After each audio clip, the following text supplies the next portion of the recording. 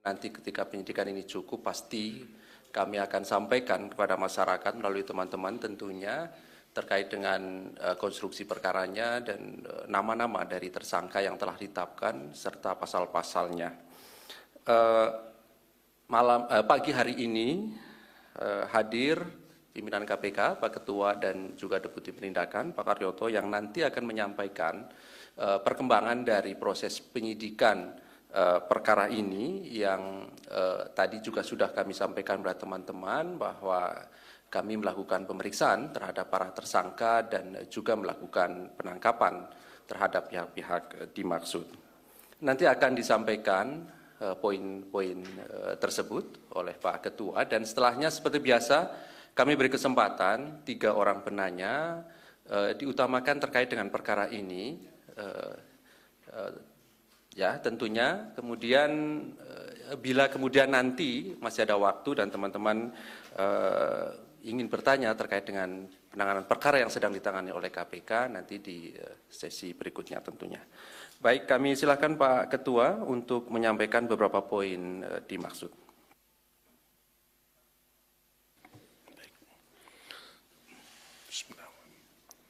Assalamualaikum warahmatullahi wabarakatuh. Selamat pagi dan salam sejahtera untuk kita semua.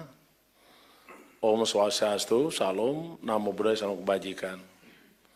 Rekan-rekan jurnalis, wartawan, dan segenap media yang selalu setia mengikuti aktivitas dan kerja-kerja KPK sampai dengan tengah malam seperti ini pun rekan-rekan masih menunjukkan kesetiaan di dalam mengikuti aktivitas KPK. Untuk itu saya menyampaikan apresiasi yang sebesar-besarnya dan juga menyampaikan salam sehat, salam anti korupsi untuk seluruh anak bangsa. Pada malam hari ini, perkenankan kami akan menyampaikan perkembangan penanganan perkara, khususnya terkait dengan perkara dugaan tindak pidana korupsi berupa pemberian dan penerimaan hadiah atau janji oleh penyelenggara negara atau yang mewakili terkait dengan lelang jabatan di pemerintahan Kabupaten Bangkalan, Jawa Timur. Untuk selengkapnya akan kami sampaikan sebagai berikut. Hari ini tanggal 8 Desember 2022, tentu kita sama-sama mengikuti dari sejak sore tadi, saya dengar rekan-rekan sudah mengikuti, dan lebih lengkapnya malam hari ini kami sampaikan.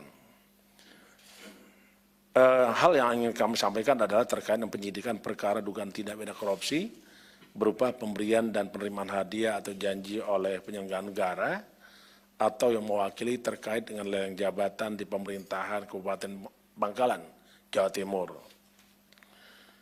Tugas-tugas KPK dalam rangka salah satunya adalah menerima laporan pengaduan masyarakat, kita terima. Dan tentu kita akan tindak lanjuti dengan pengumpulan informasi dan data sehingga kita dapat menduga telah terjadinya suatu peristiwa pidana, khususnya adalah tindak pidana korupsi berdasarkan adanya bukti permulaan yang cukup. Maka tentu kita bekerja keras secara intensif melakukan penyelidikan dan penyidikan. Hal ini perlu kita lakukan dalam rangka mencari, mengumpulkan keterangan-keterangan dan bukti-bukti yang sehingga dengan bukti-bukti tersebut akan membuat terangnya suatu peristiwa pidana dan kita menemukan tersangka. Dan malam hari ini terkait dengan perkara yang diduga terjadi pemberian dan penerimaan hadiah atau janji di Kabupaten Bangkalan, kami telah menemukan dan menetapkan sebagai tersangka sebagai berikut. Ada 6 tersangka yang antara lain pertama adalah kami sebut saja RA-LAI, yaitu Bupati Bangkalan periode 2018-2023. Yang kedua adalah IEL, Kepala Badan Pegawaian dan Pengembangan Sumber Daya Aparatur Kabupaten Bangkalan. Yang ketiga adalah WY, Kepala Dinas Pekerjaan Umum dan Penataan Ruang Kabupaten Bangkalan. Yang keempat adalah AM, Kepala Dinas Ketahanan Pangan Kabupaten Bangkalan. Yang kelima HJ, Kepala Dinas Pemberdayaan Masyarakat dan Desa Kabupaten Bangkalan. Yang keenam SH, Kepala Dinas Perindustrian dan Tenaga Kerja Kabupaten Bangkalan. Adapun tadi hari Rabu tanggal 7 bulan 12, tim penyidik melakukan pemanggilan terhadap para tersangka dan telah dilakukan pemeriksaan permintaan keterangan sebagai tersangka di Markas Komando Polda Jawa Timur. Selesai dilakukan pemeriksaan, selanjutnya tim penyidik melakukan upaya paksa berupa penangkapan terhadap para tersangka. Dan penangkapan ini kita lakukan di dalam upaya untuk kepentingan penyidikan dan lebih penting lagi adalah mempercepat proses penyidikan serta penyelesaian perkara. Dan tentu kita paham bahwa ada prinsip the sunrise and the sunset principle.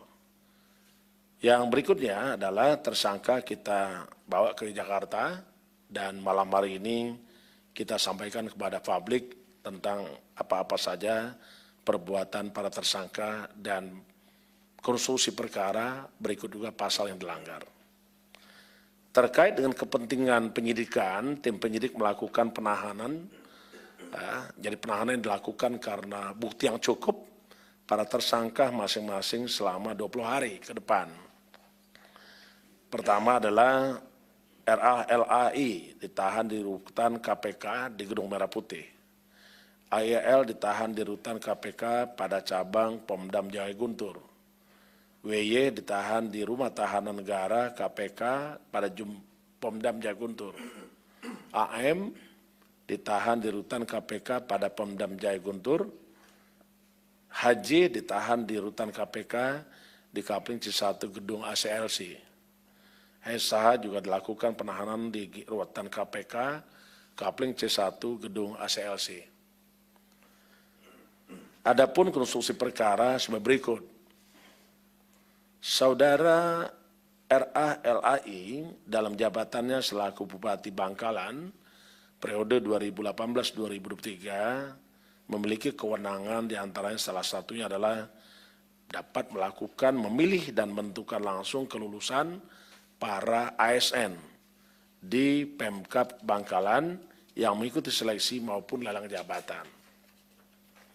Pada kurun waktu 2019 sampai 2022, pemerintah Kabupaten Bangkalan atas perintah Saudara Bupati Bangkalan RALAI membuka formasi seleksi pada beberapa posisi jabatan di tingkat jabatan pimpinan tinggi JPT, termasuk juga jabatan-jabatan promosi untuk eselon 3 dan 4.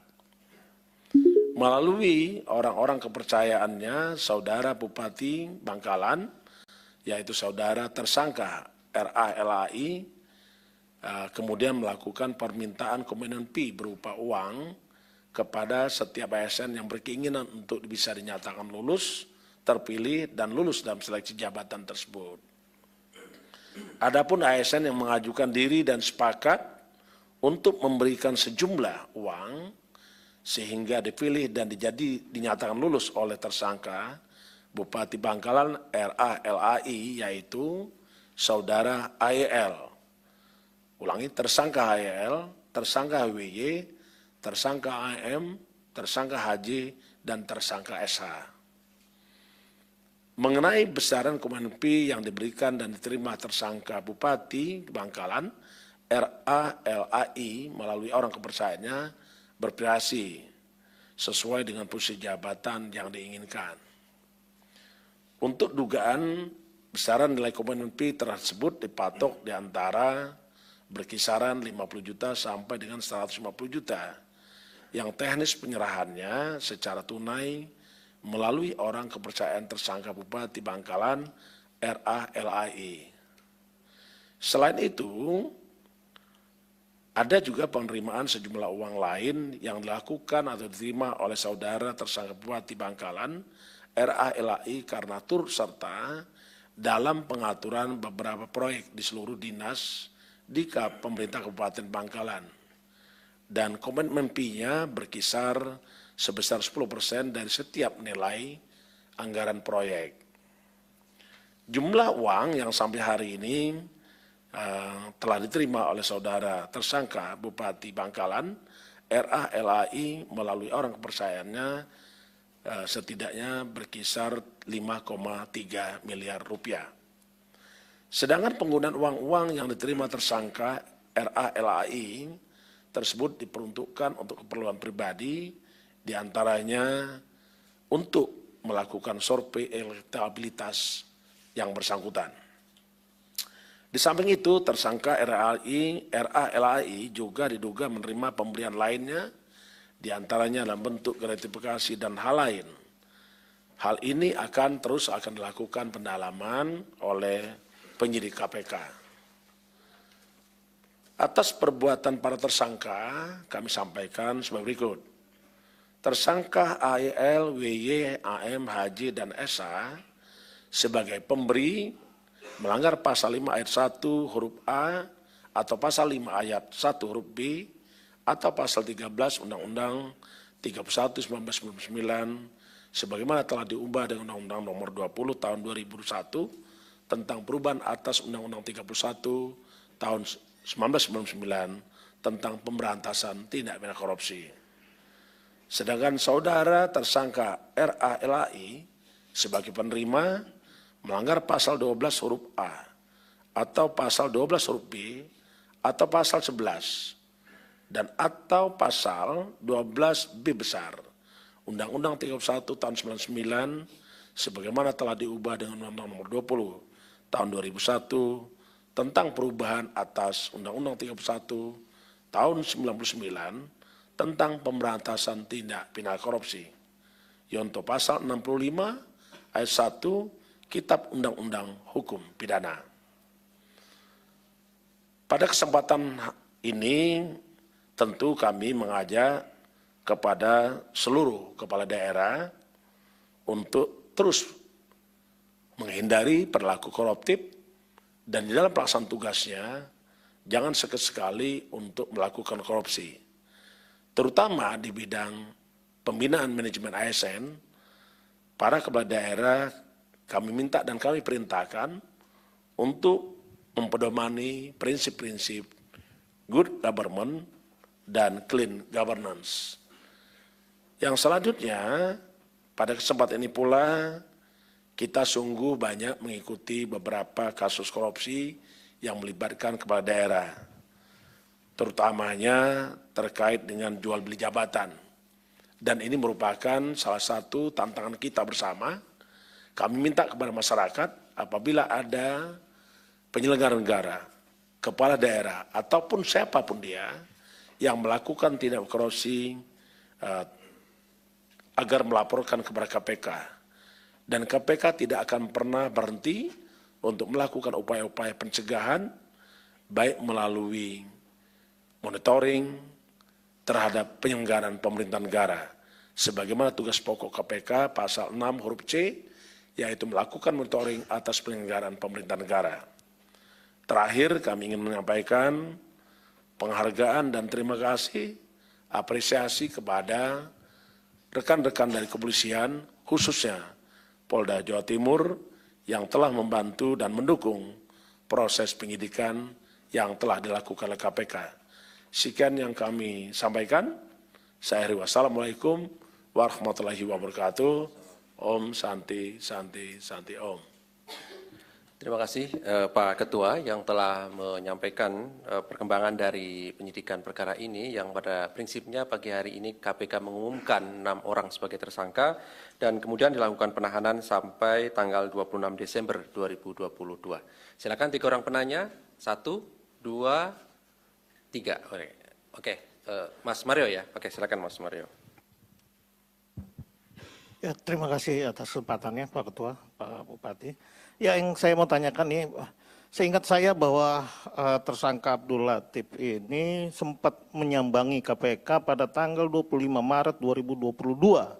Dalam kesempatan kedatangannya, justru Abdul Latif ini menerima hibah berupa 4 bidang tanah maupun ada bangunan, seingat saya. apakah saat Abdul Latif ini menyambangi KPK itu kasus ini sudah dideteksi oleh KPK atau belum? Nah, kedua, ini kan modus